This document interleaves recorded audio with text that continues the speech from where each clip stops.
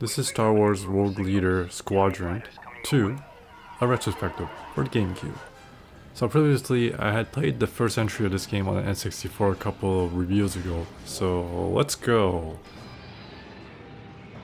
So, some background on this game. This was kind of a big deal back then. Star Wars was getting popular again because the prequels were running at this time, and I think Nintendo felt that they needed an extra kick for the GameCube, since I think Luigi's Mansion wasn't gonna be the system seller that they expected it to. This was a game that would show what the GameCube could do. Well, it was impressive. Fortunately, the Xbox obviously had better graphics. So finally, the game actually follows scenes from the movie. The first level is probably the most famous of the whole Star Wars trilogies. This one is where Luke blows up the Death Star.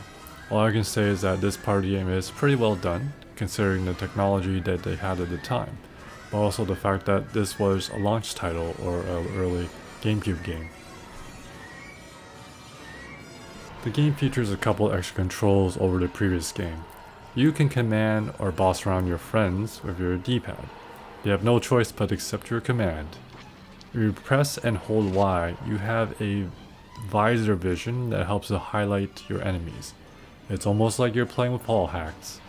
This is actually pretty useful because the dark ships are not easily visible against the blackness of space. The last thing to mention is that I did pretty badly in this game. I don't remember being this bad at this game. I couldn't even take down the Death Star.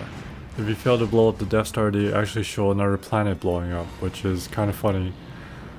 Looks like the galaxy is doomed because of me. You're welcome. Long live the Empire and Darth Vader. Overall, this is a pretty solid game and deserving of the hype that it had. I would give this game a 7.5 out of 10.